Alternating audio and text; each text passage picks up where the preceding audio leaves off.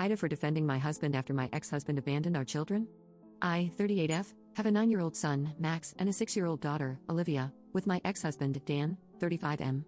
Max is severely acoustic and requires a lot of care. I remarried 3 years ago, and my husband, Luke, is incredible. Dan has the kids for 6 hours every week. This week, it was on Tuesday, and as I was away for a funeral, Dan took the day off work to be with them in the morning and evening.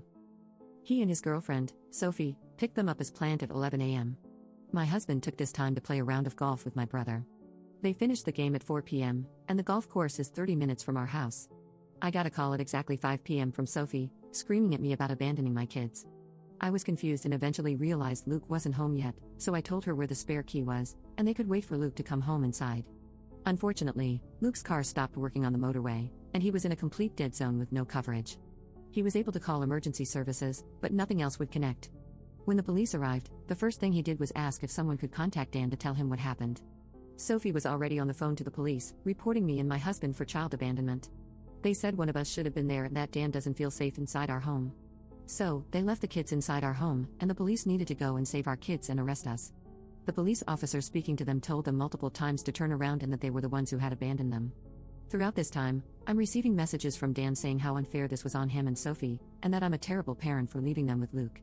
At this point, I didn't actually know what was going on. All I knew is that Luke wasn't home, but Dan had found the spare key. At no point did he tell me that they had left the kids alone. Luke got in touch with me via the police, and I arranged for a friend to go there as soon as she could, but the police already had a unit there after the call with Sophie. After this, I decided to try and get his 6 hours a week taken away. I've given him so much leeway over the years, and this was my limit. Our son is dependent on an adult, and our daughter is 6, and the only thing he would say to defend himself is, well, I kept up my side of the agreement by bringing them back after 6 hours. This has caused a completely baffling situation, to the point where Sophie sent me messages that the police are now investigating. Dan hinted that he is going to try and get the kids taken into child services because of my husband abandoning them. I had multiple people ask me why I'm staying with someone who abandoned my children. His parents have threatened to try and gain custody of the children, saying the children need a stable family unit and calling my husband abusive. So then I put the whole story, with evidence, on my private Facebook page, and people quickly understood. But now I'm being branded a drama queen for publicly blasting the father of my children, putting my husband above my kids. I don't understand how. He's more of a father to them than Dan is. I feel like I've taken crazy pills. Update 1. For some context before the update, my brother, Pete, was friends with my ex-husband before we ever got together. He also never really got involved in our relationship, or separation. He's never really been involved in my life beyond being a good uncle. He's a nice guy, but we have never been that close. He's always been closer to my ex, and now with my husband. When he found out what happened, that completely changed and he put himself right in the middle of it all. My brother was always passive in his friendship with Dan. I always suspected he was scared of him. But not anymore. He called Dan and told him to meet him at Dan's parents, who he knows quite well. Dan was advised that bringing Sophie to this meeting wouldn't end well for him. I don't know exactly what was said, but the result of their conversation is that Dan's parents are going no contact with him. I don't like them, they've never liked me, but I've never doubted they loved my kids, and would protect them with their lives. Pete did tell me that Dan made it clear he wouldn't break up with Sophie under any circumstances, even if it meant he wouldn't be able to see his kids. Pete explained what happened to my ex's in-laws, that the version of events I posted was true, and went through the evidence. Dan argued and complained until his dad told him to leave.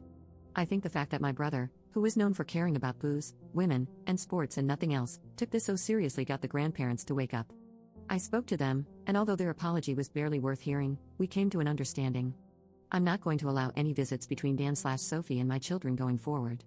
Our agreement was informal, no court orders or anything. If he wants to see them, he will have to fight for it, which I know he won't. Those 6 hours a week are now going to be with his parents, on the condition that if they allow Dan to be around the kids, even once, they will be cut off from our lives. They were fine with this. Today came, and they picked the kids up and spent the day with them. They called me after 5 hours and asked if they could bring them back an hour later than planned. They were having a lot of fun painting, and the kids wanted to finish what they were doing. No problem, thanks for checking. I cannot stress enough how much I dislike them, but knowing my kids are with people who want to be with them is such a good feeling. Dan didn't even text me to ask if he was going to have his scheduled time today. I spoke to a police officer yesterday about the messages sent to me by Sophie. I'm going to gloss over some details for reasons, but they are moving forward with an investigation. There's a continued pattern of behavior, and it has been escalating. She's made some very specific threats, and over the weekend, she sent me a message that contained information she would only know if she had followed me to where I was at the time. Luke has set up external cameras on our house, including making sure our cars are covered by cameras at all times. Our neighbors know what happened last week, so they're going to keep a lookout for her as well. I feel awful that I let this person be around my kids for almost a year. I let her be around them but didn't know her well enough to spot that she was capable of behavior like this. I spoke to Olivia to ask what she thought of Sophie, and she said she was grumpy and not fun, but nothing to indicate she hurt them or anything. This reaction to the whole situation is just unhinged. Luke has been a star through this. He's made sure the kids know he loves spending time with them. Olivia calls him daddy anyway, but she knew she was abandoned last week and he's shown her that he's here for her. He's always loved Max and been amazing with him, but I know he's found it difficult to connect. He asked for advice, and I told him just to try things he enjoys and see if Max engages.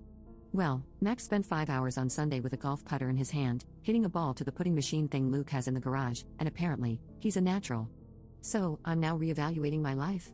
Living with one golf obsessive was barely manageable, 2 maybe more than I can endure. Update 2. Since my previous posts, everything has mostly been resolved. I didn't go into detail at the time, but a lot of what Sophie was sending me was accusing me of infidelity, and she had told a lot of people that I was someone who slept with other women's men. I thought she was accusing me of cheating on my ex with my now husband, but we will come back to this in a bit. She directed people to message me from public posts on her Facebook, and one person turned up at my door to shout abuse at me. Between this and other stuff she did, I reported her to the police, and they opened a case of harassment. I spoke to an officer who took all the evidence I had, and a week later she was arrested and interviewed. Her phone and computer were seized, and she was released with bail conditions not to contact me directly or indirectly. I was told there was enough evidence to support a prosecution, but at that stage, I just wanted to move on and be done with it. Dragging it through court for God knows how long seemed such a daunting and horrible future, so the police didn't move forward with prosecution and filed it with no further action, meaning the bail conditions would no longer apply the moment it was filed. I was told this would happen after a review from somebody who wasn't the officer dealing with it, which would be between 1 to 7 days, and I would be told when that was completed. This was communicated to her, and being the bright spark that she is, she immediately messaged my brother something along the lines of his sister being a female dog and a waste of police time. The bail conditions were still in place. He reported this to the police, not knowing I wasn't going forward with the whole case. Turns out that where I live, the breach of bail conditions is a crime against the government, not the person they were in place to protect. I have no knowledge of what's going on with that, but I am led to believe she is in a bit of legal trouble.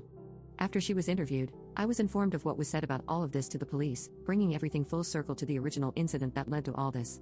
Turns out Sophie and my ex were in a relationship for almost 2 years while we were still married, with it ending around the time my 6-year-old daughter was born, and then they reconnected in the last year or so. I had no clue this happened. I'm actually weirdly impressed he hid it so well. Sophie was under the impression we split up a year into their relationship, and didn't know we had a son while they were together. When they reconnected, he told her we had 2 kids, which she wasn't happy about but forgave him. The thing is, my ex told her that my daughter is 8, but she's only 6.